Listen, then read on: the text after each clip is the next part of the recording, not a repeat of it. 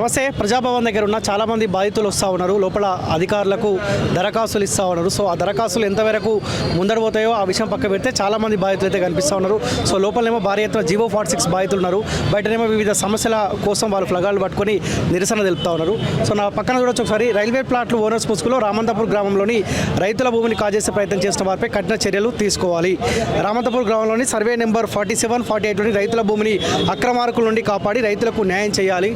Railway ప్లాట్లు owners ముసుగులో రైతుల భూములు కాజేయడానికి ప్రయత్నం చేస్తున్న వారిపై కఠిన చర్యలు తీసుకోవాలని చెప్పి కాస్త వీళ్ళు నిరసన చేస్తూ ఉన్నారు.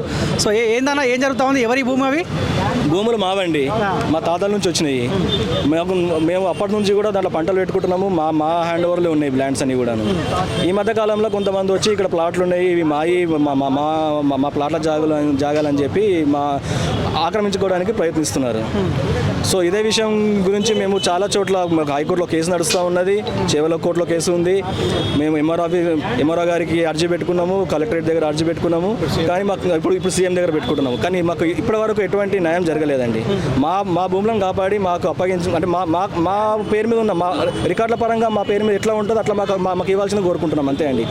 మేము ఎక్స్ట్రా భూమి రామంతపుర, ఈ అంబర్పేట రామంతపురం అండి, శంకర్పల్లి మండల్ రామంతపురం గ్రామం. ఏ నియోజకవర్గం వస్తుంది? చేవెల నియోజకవర్గం.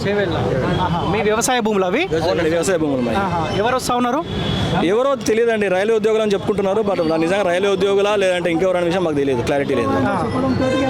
మీ దగ్గర డాక్యుమెంట్స్ ఉంటాయి కదా భూమికి సంబంధించిన డాక్యుమెంట్లు కూడా ఉన్నాయి. డాక్యుమెంట్లు మాకు 1992 నుంచి మేము కాస్తులో చేస్తున్న భూమి కూడా ఇప్పుడు 2013 నుంచి రావడం లేకుండా చేసిర్రు.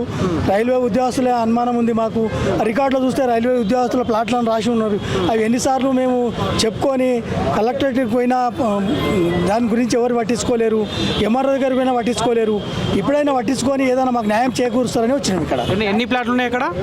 ఎన్ని ప్లాట్లు ఉన్నాయో తెలియదు మాకు. మా భూమి మాత్రం తీసేసేటికి మేము రావాల్సి వస్తున్నది. కొన్ని రికార్డులో సరిగా లేకుండా కొన్ని గుంటల భూములు కూడా తగ్గిస్తున్నారు. ధరణిలో వస్తున్నాయి, తర్వాత చూస్తే పానీలో రావడం లేదు. పానీలో వస్తే 1Bలో రావడం లేదు. అది ఎందుకు రావడం లేదో మాకు అర్థం. ఎవరిని అడిగితే మాకు తెలియదు అంటారు. ఏ ఆఫీస్కి పోయినా కూడా మాకు తెలియదు అంటారు.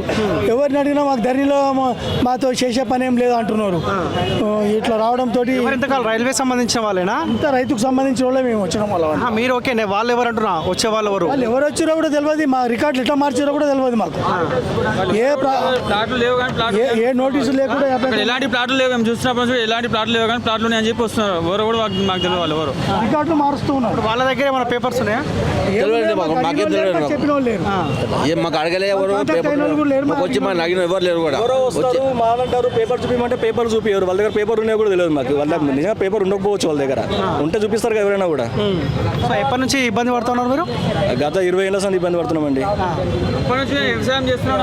ఏమంటారు లోపల ఏమంటా ఉన్నారు? ఏంటండి లోపల ఏమంటా ఉన్నారు? ఇప్పుడు చెప్పలేదు అధికారులకు.